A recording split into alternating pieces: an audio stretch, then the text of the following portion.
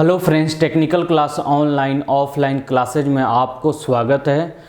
आज हम लोग जो डिस्कशन करने जा रहे हैं ओम्स लॉ के बारे में डिस्कशन करेंगे। ओम का नियम के बारे में बात करेंगे। ओम के नियम से कैसे क्वेश्चन पूछा जाता है, ओम का नियम क्या है, वोल्टेज और धारा के संबंध में संबंध किसने बताया था, वोल्टेज अगर बढ़ेगा तो धारा का मान बढ़ेगा कि नहीं, यानी कि वोल्टेज का मान बढ़ेगा तो करंट का मान बढ़ेगा कि नहीं, यानी इस संपूर्ण जानकारी ओम के नियम के संपूर्ण जानकारी इस वीडियो में करेंगे। उससे पहले मैं बता दूं, टेक्निकल क्लास यूट्यूब चैनल पर जो लोग नए हैं चैनल को सब्सक्राइब करिए, लाइक करिए, शेयर करिए। अगर फेसबुक पर देख रहे हैं तो फेसबुक पेज को भी लाइक करिए। डेली हम लोग 8 बजे से इलेक्ट्रिकल इलेक्ट्रॉनिक्स का क्लास लेकर आया हूं, जो आज बेसिक इलेक्ट्रिकल का लास्ट क्लास है। उसी तरह नियम से क्लास हम अभी जो ओम का नियम है, व्हीटस्टोन ब्रिज है, किरचॉफ का नियम है, अभी फिलहाल नियम का क्लास चलेंगे। उसके बाद फिर रजिस्टर पढ़ाएंगे, कैपेसिटर पढ़ाएंगे, इंडक्टर पढ़ाएंगे, सेल बैटरी, यानी कि हमारा जो क्लास हुआ है डायरेक्टली यानी डेली आपको टॉपिक वाइज होगा। जैसे आज ओम्स लॉ तो ओम्स लॉ के ही बारे में बताएंगे, कल किरचॉफ लॉ तो किरचॉफ लॉ के बारे में ही बताया जाएगा। चलिए देर नहीं करते हैं, स्टार्ट करते हैं। सबसे पहले क्वेश्चन तो यही आता है कि धारा और वोल्टेज के बीच में संबंध सर्वप्रथम किस वैज्ञानिक ने दिया था। धारा और वोल्टेज के बीच में संबंध सर्वप्रथम किस वैज्ञानिक ने दिया था, तो ओम्स ने दिया था। ओम जो थे ना वह जर्मनी के रहने वाले थे। ओम कहाँ के रहने वाले थे? जर्मनी के रहने वाले थे। और ओम का नियम का शुरुआत जो हुआ था और वह 1827 ईस्वी में, कब हुआ था? 1827 ईस्वी में हुआ था। अब ओम के नियम में समझते हैं। कहा जाता है कि अचर ताप पर वोल्टेज करंट का समानुपाती होता है। देखते हैं डिफिनेशन क्या कह रहे हैं। कह रहे हैं कि नियत ताप पर कांस्टेंट टेम्परेचर पर किसी भी चालक से प्रवाहित विद्युत धारा चालक के सिरों के बीच विभवांतर के समानुपाती होता है। अर्थात ओम्स के नियम में बताया गया है V समानुपाती I होता है। अर्थात इसका तात्पर्य यह हुआ कि अगर वोल्टेज के मान बढ़ता है तो करंट के मान भी बढ़ेगा। ओम्स लॉ में यही बताया गया है। एक क्वेश्चन भी पूछा गया था कि किस वैज्ञानिक के द्वारा सर्वप्रथम वोल्टेज और करंट के बीच में संबंध स्थापित किया गया था, तो ओम्स। आगे देखते हैं, ये कह रहा है कि V समान, अगर यहाँ एक कांस्टेंट वैल्यू डालते हैं तो V इक्वल टू क्या हो जाता है? I R हो जाता है। मेन जो ओम्स लॉ का यह नियम है यही दिए, जहां R एक नियतांक है जो चालक का प्रतिरोध है, और इसका टेम्परेचर जो रखते हैं वह कांस्टेंट रखते हैं। प्रतिरोध का जो टेम्परेचर रखते हैं वह कांस्टेंट रखते हैं, फिक्स रखते हैं। उसके बाद कह रहा है धारा और विभवांतर के बीच संबंध जॉर्ज साइमन ओम का पूरा नाम क्या था? जॉर्ज साइमन ओम था। क्या नाम था? जॉर्ज साइमन ओम था। और ओम कहाँ के रहने वाले थे? मूल निवासी, यह जर्मनी के रहने वाले थे। यह कहाँ के रहने वाले थे? जर्मनी के रहने वाले थे। और ओम्स नियम कब दिए थे इन्होंने? तो 1827 ईस्वी में दिए थे। ओम का नियम इन्होंने कब दिया था? तो ओम का नियम इन्होंने 1827 ईस्वी में दिए थे। एक क्वेश्चन और आता है, ओम के नियम में किस प्रकार का प्रतिनिधि यानी किस प्रकार का ग्राफ बनता है? तो रेखीय ग्राफ बनता है, लीनियर ग्राफ बनता है। इसके बारे में अब हम लोग विशेष चर्चा कर दे।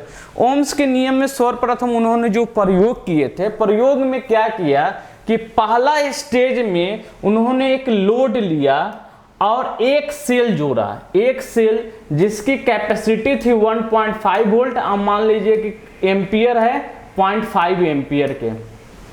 जब लोड के साथ जोड़ा गया तो वोल्ट मीटर से रीडिंग लिए तो देखे ना कि कितना है, 1.5 वोल्ट है। और करंट का जो रीडिंग लिए वह देखे कि 0.5 एम्पियर है।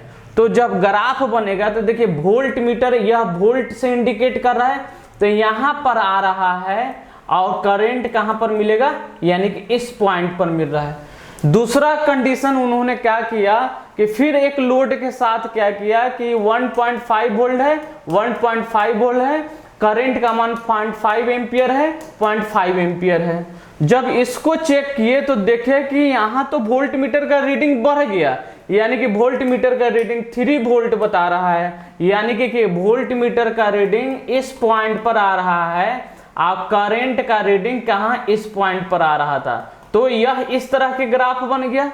तीसरा कंडीशन देखें, तीसरा कंडीशन में उन्होंने देखा 3 सेल को जोड़ा 1.5 1.5, तो वोल्ट मीटर का रीडिंग जो हो गया वह 4.5 वोल्ट दिखा रहा था, यानी कि जो ग्राफ बना वह कहां पर बना, इस पॉइंट पर बना। तो अगर यह तीनों पॉइंट को मिला दीजिएगा तो इसी ग्राफ को लीनियर ग्राफ बोला जाता है, रेखीय ग्राफ बोला जाता है। तो यह बहुत भी एक क्वेश्चन है कि ओम का नियम जो है, ओम का नियम जो है वह किस प्रकार के ओम के नियम द्वारा ग्राफ बनता है, तो यह एक प्रकार का लीनियर ग्राफ बनता है। ओम के नियम में जो मतलब ये किए थे, पहला प्रयोग में 1 सेल जोड़े थे, दूसरा में आपको 2 सेल और तीसरा में 3 सेल।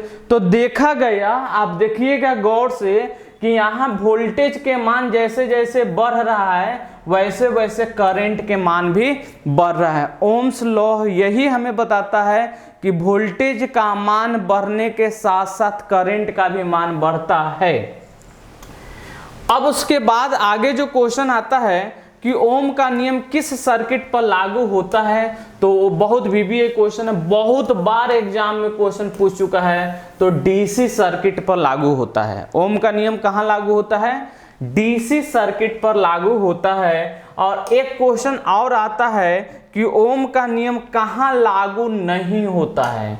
ओम का नियम कहाँ लागू नहीं होता है, तो सेमीकंडक्टर पर लागू नहीं होता है, अर्धचालक पर लागू नहीं होता है। और लास्ट क्वेश्चन एक है, ओम के नियम में किसका तापमान कांस्टेंट होता है, तो प्रतिरोध का तापमान कांस्टेंट होता है। ओम के नियम में हम वोल्ट मीटर को भी जोड़कर और एम्पियर मीटर, तो देखेंगे वोल्ट मीटर को पैरेलल में जोड़े थे, एम्पियर मीटर को सीरीज में जोड़ते हैं, क्योंकि वोल्ट मीटर का क्वेश्चन ये भी आता है पैरेलल में क्यों जोड़ते हैं, क्योंकि पैरेलल में वोल्टेज का बंटवारा नहीं होता है। और सीरीज में एम्पियर मीटर को क्यों जोड़ते हैं, क्योंकि सीरीज में वोल्टेज का करंट का बंटवारा नहीं होता है। तो यह ओम्स लॉ में जो 4 5 को 7 को पॉइंट बताए हैं ना, यही आप रट लीजिए। इसके बाहर ओम्स लॉ से क्वेश्चन आया ही नहीं है अभी तक, और आगे भी उम्मीद है कि इससे बाहर क्वेश्चन नहीं आएगा।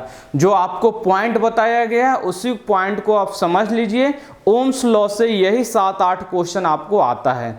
अब फिर से अगर रिपीट करें तो किस प्रकार का ग्राफ, किस सर्किट, ओम्स के लॉ में किसका मान कांस्टेंट होता है, प्रतिरोध का।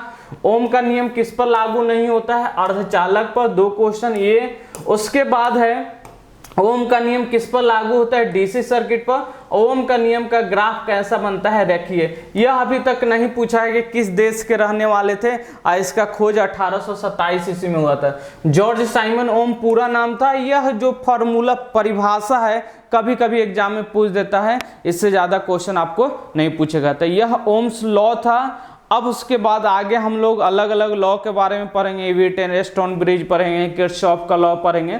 तो यह आपको क्लास रेगुलर डेली 8 बजे से इलेक्ट्रिकल एंड इलेक्ट्रॉनिक्स का क्लास होगा, 9 बजे से फिटर टर्नर मशीनिस्ट का क्लास होगा और 10 बजे से वेल्डिंग का क्लास होगा इवनिंग में। आप लोग जरूर क्लास को ज्वाइन करिए। आपको संपूर्ण सिलेबस करवाया जाएगा। आपको स्टार्टिंग से बेसिक इलेक्ट्रिकल से मोटर जनरेटर पावर जनरेशन तक पढ़ाया जाएगा। Okay, bye bye.